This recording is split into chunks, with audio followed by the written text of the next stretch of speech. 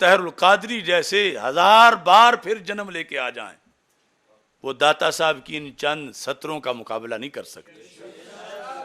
اور جتنے بھی گر سیکھیں روافظ سے، کہ کوئی چوتھی قسم بنا لیں، کوئی پانچویں بنا لیں، کوئی کسی اور جہیز سے لائیں، تو داتا صاحب نے لفظی وہ استعمال کیے ہیں کہ ایک چور دروازے سارے بند کر دیے کہ علل اطلاق پہلا نمبر، اور خلافت بلا فصل علل اطلاق سیدنا صدیق اکبر رضی اللہ تعالی عنہ کی ہے۔ افضلیت کا مسئلہ ہے اور اس کی مختلف جہتیں ہیں۔ سیدنا داتا گنج بخش اجویری رحمۃ اللہ علیہ، آپ نے پہلے اہل تصوف کا باب لکھا، تعریف، خصائص، خواص، کہ اہل تصوف کون ہوتے ہیں، یعنی یہ ذکر کیے بغیر کہ وہ کون کون سی شخصیات ہیں، اوصاف لکھے، نظریہ تصوف کا لکھا، اور اس کے بعد کہ وہ صوفی ہیں کون کون سے، تو پوری امت کے اندر پہلے صوفی کا نام حضرت صدیق اکبر رضی اللہ تعالیٰ عنہ لکھا۔ یعنی آج جو پہلے طاہر القادری نے یہ بدعت گھڑی کہ ایڈمنسٹریشن اور سیاست کے لحاظ سے خلافت ہے اور دوسری روحانیت کے لحاظ سے خلافت ہے، اور پھر کوئی کہتا ہے ایک ظاہری خلافت ہے، ایک باطنی خلافت ہے، اور پھر وہ جو حدیث غدیر ہے اس سے روافظ ظاہری خلافت بتاتے ہیں، یہ وہاں سے باطنی خلافت بلا فصل بتاتے ہیں، تو اس کا فیصلہ بھی ہو جانا چاہیے کہ حضرت صدیق اکبر رضی اللہ تعالی عنہ خلیفہ اول تھے کس خلافت کی بنیاد پر۔ تو امت ہمیشہ علل اطلاق ان کو خلیفہ اول مانتی آئی ہے۔ علل اطلاق کا مطلب کیا ہے؟ ظاہری طور پر بھی، باطنی طور پر بھی، سیاسی طور پر بھی، روحانی طور پر بھی۔ اور داتا صاحب کی بصیرت تو اتنی بصیرت ہے، آپ نے ان کو خلیفہ بلا فصل اور امت کا امام اول لکھا ہی روحانیت کے لحاظ سے ہے۔ یعنی یہ جو فتنہ پیدا ہونا تھا، اس کے مقابلے میں انہوں نے کئی صدیاں پہلے حضرت صدیق اکبر رضی اللہ تعالی عنہ کو خلیفہ اول، امام اول، امام کے نام سے لکھا ہی کس میں ہے؟ ولایت میں، تصوف میں، طریقت میں۔ اب ان میں سے کوئی ہے داتا صاحب کے قد والا کہ جو داتا صاحب کا رد کرے کہ تم انہیں ہی امام اول بنا رہے ہو، تصوف میں بھی، صوفیاء میں بھی، ولایت میں بھی امام اول تو اور ہیں، اور تم ان کو جہاں یہ خلیفہ اول ہے ساتھ صوفیاء کے امام اول بھی بنا رہے ہو۔ تو یہ بعد والے لوگ جو یہ طاہر القادری سے لے کر جو اس طرح کی باتیں آگے کر رہے ہیں، پیچھے صوفیاء کے چند شواذ ہیں، اس کا ایک اور مطلب ہے۔ یہ جو اب ہر طرف یہ فتنہ پھیلایا جا رہا ہے، تو ان کے سامنے ہم سیدی گنج بخش کی یہ کشف المحجوب پیش کر رہے ہیں۔ اسے پڑھو، فارسی نہیں پڑھ سکتے تو اردو پڑھو۔ سب سے پہلا باب جو آیا ہے وہ ہے باب فی ذکر ائمات ہم، ذکر ائمات ہم، مرجع ہے صوفیاء۔ پہلا باب من الصحابات رضی اللہ تعالی عنہم، کہ صحابہ رضی اللہ تعالی عنہم میں سے جو صوفیاء کے امام ہیں، صوفی تو وہ سارے ہی ہیں نا، صحابہ کے ائمہ صوفیاء، یہ ہیڈنگ ہے ان کا ذکر، صحابہ کے ائمہ صوفیاء کا تذکرہ، اہل بیت کا تذکرہ، اہل بیت کے ائمہ صوفیاء کا تذکرہ بھی کیا، مگر چند صفحے بعد میں کیا۔ یعنی یہ کوئی ترتیب آج ہم نے نہیں گھڑی، اہل بیت کے صوفیاء کے اماموں کا ذکر پہلا ہے، صحابہ کے صوفیاء کے اماموں کا ذکر۔ اس پورے باب پر وہ باب مقدم کیا اور اس پورے باب میں صدیق اکبر رضی اللہ تعالیٰ عنہ کو مقدم کیا. تابعین کے صوفیاء بعد میں ہیں، تبع تابعین کے بعد میں ہیں. تصوف کے میرٹ میں ساری امت میں سے پہلے نمبر پر داتا گنج بخش اجمیری جب سیدنا صدیق اکبر رضی اللہ تعالیٰ عنہ کا نام لکھ رہے تھے روحانی طور پر، تو کیا انہیں حقائق کا پتہ نہیں تھا؟ کیا وہ سید نہیں تھے؟ اس باب میں یہ جو صحابہ کے صوفیاء کے جو امام ہیں، ان اماموں میں پہلے امام کا نام صدیق اکبر رکھا، چوتھے کا نام مولا علی رضی اللہ تعالیٰ عنہ لکھا. یہ بھی بڑی راز کی بات ہے، حالانکہ وہ تو اہل بیت سے ہیں اور اہل بیت کا باب بعد میں ہے، لیکن ان کو اہل بیت کے اماموں میں شمار نہیں کیا. وہ امام حسن رضی اللہ تعالیٰ عنہ سے شروع کیے. صحابہ میں کے اندر حضرت مولا علی رضی اللہ تعالیٰ عنہ کو شامل کیا، اور یہ وجہ تھی کہ ساتھ خلافت ظاہری بھی تھی، خلافت باطنی بھی تھی. اس لیے ان چاروں کا اکٹھا ذکر کیا، اور یہاں اس بیماری کا بھی علاج کیا جن کو 4 کے عدد سے تکلیف ہوتی ہے. تو کیا صحابہ میں صرف 4 ہی صوفی تھے، یا صحابہ کی صوفیوں میں صرف 4 ہی لیڈر تھے؟ نہیں، ان کے درجے کا اور کوئی نہیں تھا. اب جو کہتے حق سب یار، حق 4 یار کے مقابلے میں تو وہ داتا صاحب کے سامنے کے آگ کھڑے ہوں. داتا صاحب نے تو 4 کا ذکر کیا باب میں.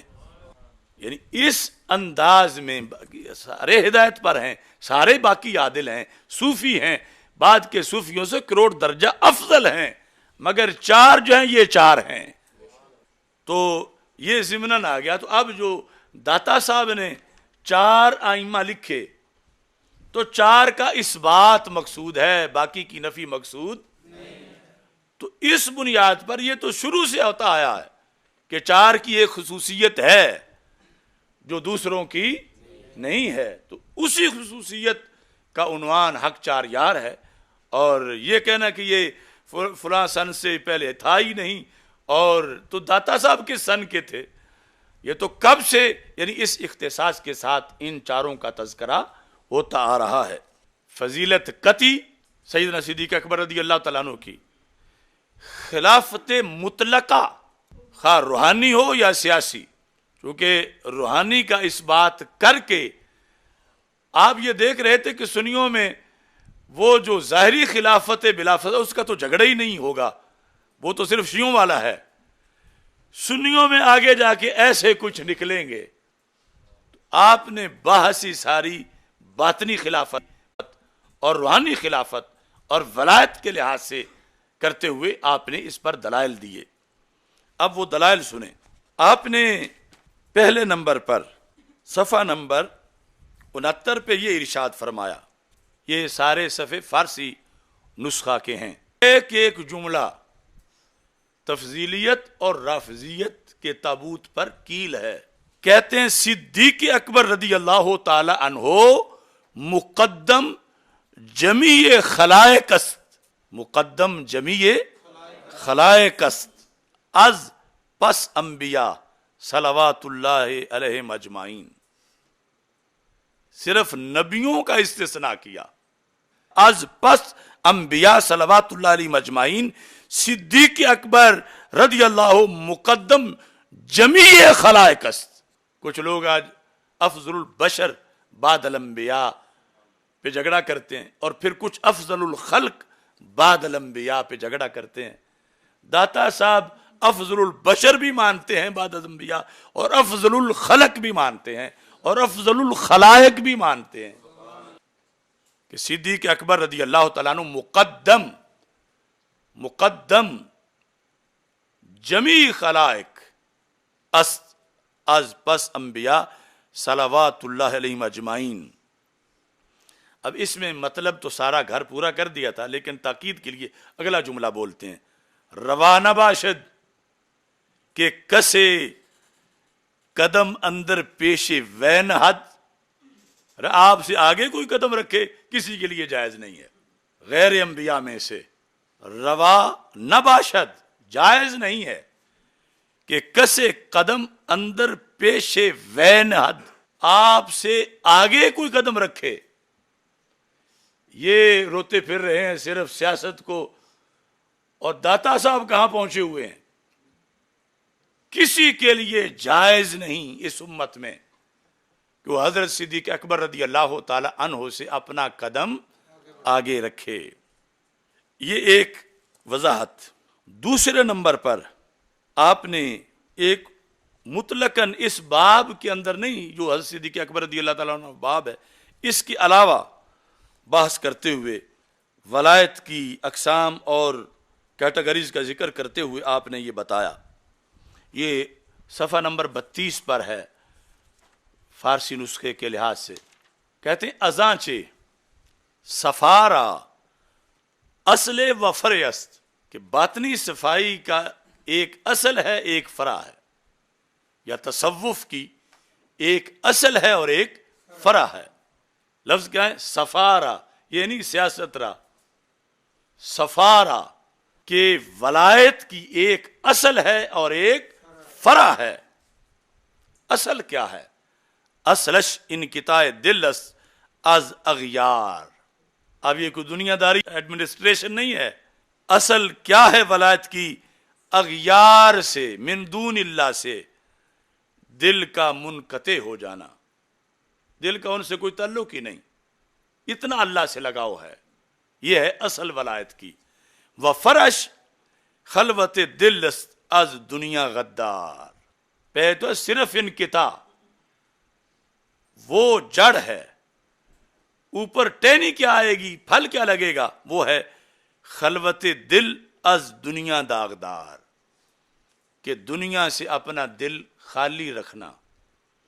پہلا ہے محض انقطاع، اور انقطاع کے بعد اس پر اثرات کیا مرتب ہوں گے کہ خلوت دل است از دنیا داغدار. یہ ایک آپ نے آئیڈیالوجی بیان کی. یہ بات منطبق کہاں ہوتی ہے کائنات میں نبیوں کے بعد؟ چونکہ ولایت کی بحث انبیاء کے بعد ہے. کون سا ایسا شخص ہے کہ جہاں انقطاع دل اغیار سے وہ بھی چوٹی کا ہو، اور جہاں خلوت دل دنیا غدار سے بھی مکمل ترین ہو؟ ایسی ہستی کائنات میں کون ہے کہ جن پر پہلے نمبر پہ یہ نظریہ ثابت آئے اور اس کے بعد دوسروں پہ آئے؟ تو داتا صاحب کہتے ہیں ہر دو صفت صدیق اکبر راست. گنج بخش فیض عالم مظہر نور خدا، ناکساں پیر کامل کاملانہ رہنما. یہ پیر کامل ہیں اور ان کی کشف المحجوب پیر کامل ہے. اب دیکھو کتنا غبار ڈالا گیا ہے عقیدے پر. وہ جھگڑا جو روافض اور شیعوں سے تھا، اس جھگڑے پر امت نے پیرا دیا کہ خلافت بلا فصل حضرت صدیق اکبر رضی اللہ تعالیٰ عنہ کی ہے. اب یہ ایک نیا چور دروازہ بنانا چاہتے تھے کہ چلو وہ خلافت بلا فصل مان کے بھی پھر بھی کمال اوروں کا مانا جائے، یعنی مولا علی رضی اللہ تعالیٰ عنہ کو چلو وہ اس لحاظ سے خلیفہ بلا فصل بنا لیا جائے، ولایت کے لحاظ سے، ولایت کے لحاظ سے خلیفہ بلا فصل. تو میں کہتا ہوں داتا صاحب کی ہم پلہ کوئی لے آؤ تو پھر وہ دروازہ بناؤ. چلو ہمیں تو روحانیت کا پتہ نہیں، ہمیں تصوف کا پتہ نہیں، ہمیں باطنی صفا کا پتہ نہیں، لیکن داتا صاحب سے سپیشلسٹ تو کوئی بھی نہیں ان کے عہد میں اور ان کے بعد. تو پھر داتا صاحب کو نہیں پتا تھا کہ یہ صرف ظاہری ہیں یا باطنی بھی ہیں، یہ صرف سیاسی ہیں یا روحانی بھی ہیں. داتا صاحب نے تو موضوع ہی اسے بنایا جس کا انکار اہل سنت میں سے نکلنے والے ان اہل ترفظ نے کرنا تھا. ساری بات اس لحاظ سے چھیڑ کے لے آئے. یعنی حضرت صدیق اکبر رضی اللہ تعالی عنہ کے انتظامات خلافت کے لحاظ سے، جنگیں، جہاد، وہ ہزاروں باتیں ہیں. اس سے قطع نظر آپ نے اس جہت سے بات کی کہ امت کے پہلے ولی اور پہلے صوفی کا نام اور صوفیوں کے سردار کا نام صدیق اکبر رضی اللہ تعالیٰ عنہ. ازانچ سفارہ اصل و فرع است، این ہر دو صفت ولایت کے عروج کی صفتیں صدیق اکبر است ابو بکر عبداللہ بن ابی قحافہ رضی اللہ تعالی عنہما. آگے آپ نے چاہا کہ میں وہ لفظ بول ہی دوں، یعنی اس کے اوپر پھر ٹائٹل کیا لگانا چاہیے اس عبارت پر. آپ فرماتے ہیں ازانچ امام اہل طریقت بود، کہ ولیوں کے امام وہ تھے. اب ان کے بعد والے اماموں کی نفی نہیں، لیکن ہیں بعد میں امام اہل طریقت کون؟ سیدنا صدیق اکبر رضی اللہ تعالیٰ. یہ نہیں کہہ رہے امام اہل سیاست بود یا امام اہل خلافت بود، امام اہل طریقت بود. اب اس کے مقابلے میں کوئی آئے، نہ کوئی گامے شاول آ سکتا ہے اور نہ کوئی اہل تلفظ میں سے آ سکتا ہے.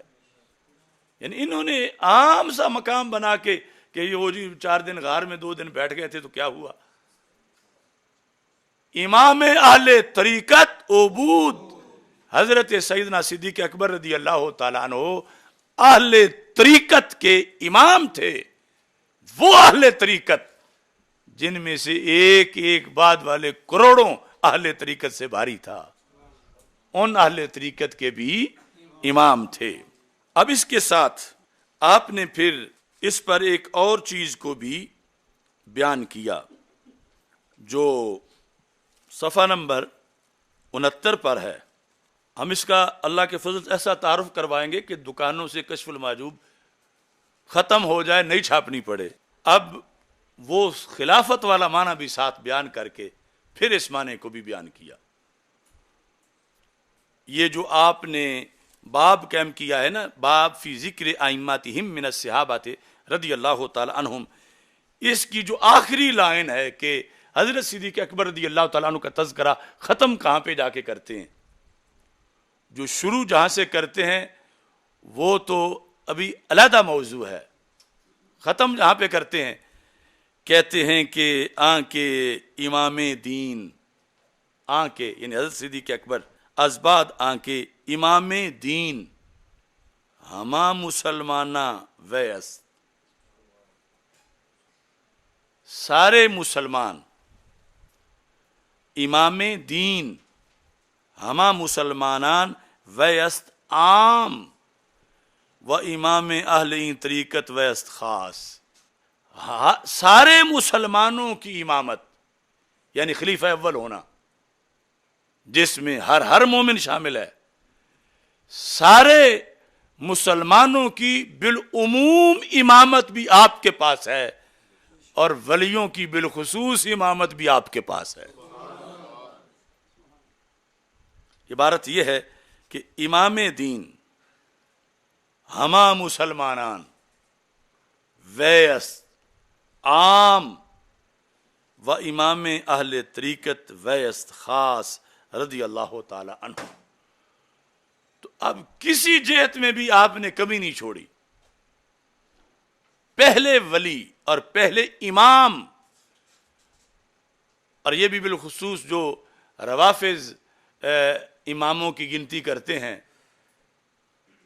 ان کے مقابلے میں آپ نے لفظ امام لکھ کر امت کا پہلا امام حضرت صدیق اکبر رضی اللہ تعالیٰ عنہ کو قرار دیا. منہم، اب لقب دیکھنا، شیخ الاسلام. دوسرا وَأَز بعد انبیاء خیر الانام، وَأَز بعد انبیاء خیر الانام، افضل البشر بعد الانبیاء. وَأَز بعد یعنی یہ پتہ نہیں لوگ کشف المحجوب پڑھتے کیوں نہیں، اس کا صرف عنوان ہی پڑھ لیں، یعنی جہاں حضرت صدیق اکبر رضی اللہ تعالیٰ عنہ کا تذکرہ ہو رہا ہے تو داتا صاحب نے ہیڈنگ کیا دیا ہے۔ اور افسوس ترجمہ کرنے والوں پر بھی ہے کہ کتنے ترجمے دیکھے، کوئی بہت کم ہی ہے جو ترجمانی بھی کرے کشف المحجوب کی۔ اب دیکھو نا امت گمراہ کیوں ہوتی، اگر یہ کم از کم عنوان ہی سمجھایا ہوتا۔ وَأَز بَعْدَ انبیاء خیر الانام، نبیوں کے بعد سب سے افضل، یہ نہیں کہا سیاسی طور پر، نبیوں کے بعد سب سے افضل، خلیفہ پیغمبر، یہ تیسرا لقب۔ آگے پھر وَإِمَامُ سید اہل تجرید، اہل تجرید کہتے ہیں وہ ولی کہ جو بالکل دنیا سے مجرد ہیں، کوئی ان کا تعلق ہی نہیں دنیا داری کے ساتھ، خالص چوٹی کے ولی۔ داتا صاحب کہتے ہیں ان کے سید کو دیکھنا ہے، امام کو دیکھنا ہے تو وہ صدیق اکبر رضی اللہ تعالیٰ، یعنی یہ القاب کے اندر ہی ذکر کر دیا۔ وَإِمَامُ سید اہل تجرید وَشَہنشاہ ارباب تفرید، ارباب تفرید بھی اولیاء ہیں، شہنشاہ ارباب تفرید۔ وَأَز آفات انسانی بعید، انسانی آفتوں سے دور، نہ دل میں بغض، نہ دل میں حسد، نہ کینہ، لفظ معصوم نہیں بولا لیکن شان بیان کرنے کا بھی حق ادا کر دیا۔ از آفات انسانی بعید، کہ جو انسانی عیوب ہیں ان سے کہیں دور آباد ہے شخصیت حضرت صدیق اکبر رضی اللہ تعالیٰ عنہ کی، امیر المومنین ابو بکر عبداللہ بن عثمان الصدیق رضی اللہ تعالیٰ عنہ۔ اب یہاں پر آپ نے القاب ذکر کیے اور پھر بہت سی اسرار و رموز اس کے بیان کیے۔